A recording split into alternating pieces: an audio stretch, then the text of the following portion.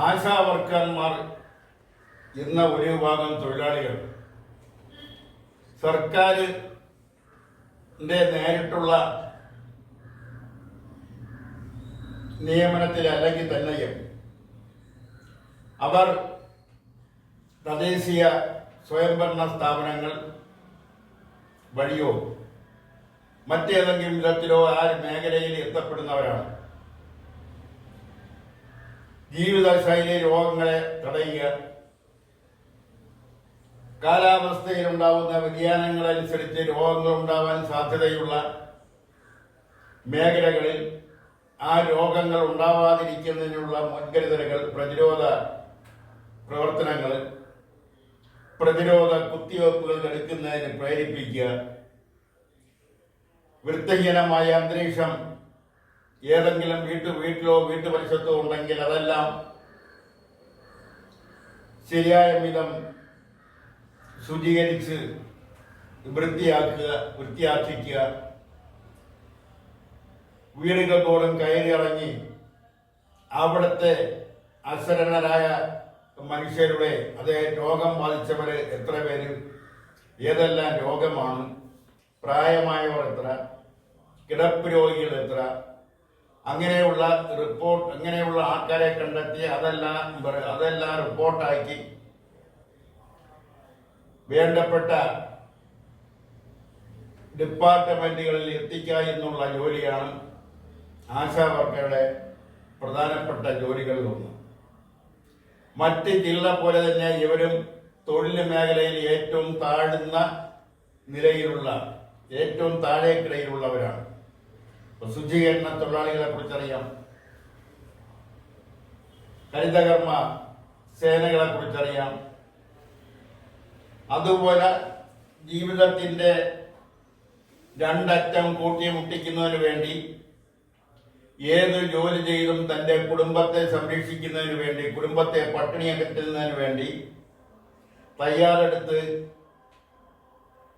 തൊഴിൽ മേഖലയിലേക്ക് ഇറങ്ങി തിരിച്ചവരാണ് ആശാ വർക്കർമാർ. അവരൊന്നും സമ്പന്ന കുടുംബത്തിൽ നിന്നും വന്നവരല്ല. രാഷ്ട്രീയത്തിന്റെ പൊയ്മുഖം അണിഞ്ഞ് വന്നവരുമല്ല. അവരുടെ കുടുംബത്തിൽ പ്രായമായ അച്ഛനും അമ്മയും സംരക്ഷിക്കുന്നതിന് വേണ്ടി, കുഞ്ഞുങ്ങൾക്ക് സമയാസമയങ്ങളിൽ ആഹാരം എത്തിക്കുന്നതിന് വേണ്ടിയെല്ലാം അവരെല്ലാ ബുദ്ധിമുട്ടുകളെയും മറന്നുകൊണ്ട്, എല്ലാ ദുഃഖങ്ങളെയും മറന്നുകൊണ്ട് അവരുടെ കുടുംബങ്ങളെ നിലനിർത്തി പോരുന്നതിന് വേണ്ടിയാണ് അവർ ഏറ്റവും താഴേക്കിടയിലുള്ളതാണെങ്കിൽ തന്നെയും ഒരു സ്ഥിര വരുമാനമായല്ലോ എന്ന ആശയോടെ ആശാ വർക്കർ എന്ന പണിയിൽ ഏർപ്പെട്ടിരിക്കുന്നത്. അവർക്കാണ് കുടിശ്ശികകളുള്ളത്. ഈ കുടിശ്ശികകൾ സാധാരണ സർക്കാർ വരുത്തുന്നത് ഇതുപോലുള്ള വളരെ കഷ്ടപ്പെട്ട് ജീവിക്കുന്ന, വളരെ താഴ്ന്ന വേതനം ലഭിക്കുന്ന തൊഴിൽ മേഖലകളെയാണ്.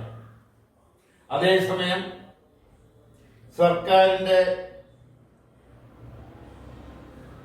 വേതനം പറ്റി, അല്ലെങ്കിൽ സർക്കാരിൽ നിന്നും നേരിട്ട് വേതനം പറ്റി സർക്കാർ ജീവനക്കാർ, സർക്കാർ ഉദ്യോഗസ്ഥർ എന്ന പേരിൽ, എന്ന അലങ്കാര ഭാഷയിൽ അറിയപ്പെടുന്ന സർക്കാർ ജീവനക്കാര്, അവരുടെ എന്നും ശമ്പള കുടിശ്ശിക ഒരു ദിവസം പോലും തടഞ്ഞു വെക്കാനോ താമസിപ്പിക്കാനോ സർക്കാർ ധൈര്യപ്പെടാറില്ല.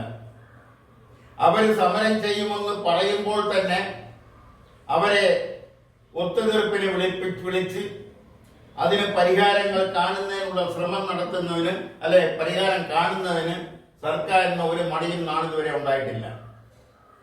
എന്നാൽ താഴേക്കിടയിലുള്ള ആശാ വർക്കർ എന്ന് പറയുന്ന വനിതകൾ ജീവിക്കുന്നതിന് വേണ്ടി, അല്ലെങ്കിൽ ചെയ്ത ജോലിക്ക് വേണ്ടി ജോലിയുടെ കൂലി ആവശ്യപ്പെട്ടുകൊണ്ടുള്ള സമരരംഗത്താണ് അവർ. ആ സമരം തുടങ്ങിയിട്ട് ഇന്ന് 12 ദിവസമാകുന്നു, അല്ലെങ്കിൽ 11 ദിവസം കഴിഞ്ഞിരിക്കുന്നു. ക്രിയാത്മകമായ നിർദ്ദേശങ്ങൾ മുന്നോട്ട് വെച്ചുകൊണ്ട് സർക്കാർ അവരെ വിളിച്ചൊരു ഒത്തുറപ്പ് സംഭാഷണം നടത്തിയതായിട്ടും അറിവില്ല. കാരണം അവര് വളരെ താഴ്ന്ന നിലയിൽ ജീവിക്കുന്നവരാണ്, താഴ്ന്ന നിലവാരത്തിൽ ജീവിക്കുന്നവരാണ്. അതുകൊണ്ട് അവരുടെ കാര്യത്തിൽ അത്രയൊക്കെ മതി എന്നുള്ള ഒരു പ്രമാണിത്ത സ്വഭാവം സർക്കാരിന് ഉണ്ടായിരിക്കുന്നു. ഒരു ഇടതുപക്ഷ സ്വഭാവമുള്ള ഒരു ജനകീയ സർക്കാരിന് ഇത് യോജിച്ചതല്ല. സാധാരണക്കാരന്റെ പ്രശ്നങ്ങളെ പഠിച്ച് അതിന് പരിഹാരം കണ്ടെത്തുകയാണ് ഒരു ഇടതുപക്ഷ സർക്കാരിനെ സംബന്ധിച്ചിടത്തോളം മുഖ്യ കടമ. എന്തുകൊണ്ടോ അത് നിറവേറ്റുന്നില്ല എന്ന് പറയേണ്ടി വന്നതിൽ ദുഃഖമുണ്ട്. അടിസ്ഥാന വർഗ തൊഴിലാളികൾ എന്ന് പറയുമ്പോൾ ആശാവർക്കർമാർ മാത്രമല്ല, ശുചീകരണ തൊഴിലാളികൾ, ഹരിതകർമ്മ സേന അംഗങ്ങൾ, അതുപോലുള്ള മറ്റ് ജോലിക്കാർ, അവരെല്ലാം തന്നെ വളരെ താഴ്ന്ന നിലവാരത്തിൽ ജീവിക്കുന്നവരാണ്. അവർക്ക് കിട്ടുന്ന പ്രതിഫലം എത്ര തുച്ഛമാണെങ്കിലും അതുകൊണ്ട് ജീവിതത്തിന്റെ നാലറ്റങ്ങൾ കൂട്ടിമുട്ടിക്കാൻ അക്ഷീണം പരിശ്രമിക്കുന്നവരാണവർ. അവരുടെ ശമ്പളമാണ് സമയത്ത് കൊടുക്കാതെ കുടിശ്ശയായി കിടക്കുന്നത്. അവരുടെ മിനിമം വേജസ് പോലും അവർക്ക് ലഭിക്കുന്നില്ല എന്നുള്ളതാണ് വസ്തുത. ഒരു ആശാവർക്കർക്ക് മാസം ലഭിക്കുന്നത് 7,000 രൂപയാണ്.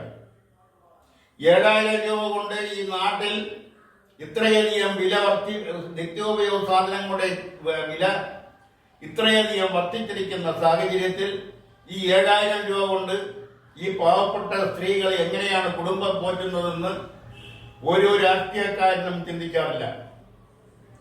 കാരണം അവർ ഇന്നലെ വരെ അസംഘടിതരായിരുന്നു. അവർ സമരമുഖത്തേക്ക് വരുന്നത് ആദ്യമായിട്ടാണ്. ആ സമരമുഖത്തേക്ക് അവർ എത്തിയത് നിവർത്തികേട് കൊണ്ടാണ്. വീട്ടിൽ പട്ടിണി മാറ്റുന്നതിന് വേണ്ടി, കുഞ്ഞുങ്ങൾക്ക് മരുന്ന് വാങ്ങുന്നതിന് വേണ്ടി, പ്രായമായ അച്ഛനും അമ്മയ്ക്കും മരുന്ന് വാങ്ങുന്നതിന് വേണ്ടി, അവർക്ക് 3 നേരമെങ്കിലും വിശപ്പടക്കാൻ ഭക്ഷണം കൊടുക്കുന്നതിന് വേണ്ടി, വസ്ത്രം വാങ്ങുന്നതിന് വേണ്ടി, അങ്ങനെ അത്യാവശ്യ ജീവിത ആവശ്യങ്ങൾ നിറവേറ്റുന്നതിന് വേണ്ടിയാണ് അവർ ഈ ജോലിക്ക് എത്തിയത്. അല്ലാതെ അവര് ജനിച്ചപ്പോൾ തന്നെ ആശാവർക്കറായി ജനിച്ചവരല്ല. അതിൽ വിദ്യാഭ്യാസമുള്ളവരുണ്ട്, ഡിഗ്രി ഉള്ളവരുണ്ട്, എന്തിന് പോസ്റ്റ് ഗ്രാജുവേറ്റ് വരെ എടുത്തിട്ടുള്ളവർ ഉണ്ടെന്നാണ് അറിയുന്നത്. ഇതെല്ലാം കേരളത്തിന്റെ ഇന്നത്തെ സാമൂഹിക സാമ്പത്തിക കുറിച്ചാണ് വിളിച്ചു പറയുന്നത്. അവരെ സമരത്തിലേക്ക് ഇനിയും വലിച്ചിഴയ്ക്കാതെ അവരുടെ ന്യായമായ ആവശ്യങ്ങൾ, അവർക്ക് പെൻഷനില്ല, അതുപോലുള്ള മറ്റ് ആനുകൂല്യങ്ങൾ, മറ്റുള്ളവർക്ക് ലഭിക്കുന്നത് പോലുള്ള, മറ്റ് സർക്കാർ ജീവനക്കാർക്ക് ലഭിക്കുന്നത് പോലുള്ള ആനുകൂല്യങ്ങളൊന്നും അവർക്കില്ല. അവരെയെല്ലാം സർക്കാരിന്റെ ജീവനക്കാരായി അംഗീകരിച്ചുകൊണ്ട് സർക്കാർ ജീവനക്കാർക്ക് ലഭിക്കുന്ന എല്ലാ ആനുകൂല്യങ്ങളും അവർക്ക് നൽകിക്കൊണ്ട് അവർക്ക് 3 നേരവും വയറു നിറയെ ഭക്ഷണം കഴിക്കുന്നതിന് വേണ്ടി അവരും അവിടെ കുടുംബത്തിലെ അംഗങ്ങൾക്കും 3 നേരവും ഭക്ഷണം കഴിക്കുന്നതിന് വേണ്ടിയുള്ള വേതനം ആ നിലവിലെ 7,000 രൂപയിൽ നിന്നും കുറഞ്ഞ പക്ഷം 10,000 രൂപയെങ്കിലും ആക്കണമെന്ന് ഈ അവസരത്തിൽ ശക്തിയായി ആവശ്യപ്പെട്ടുകൊണ്ട് നിർത്തുന്നു.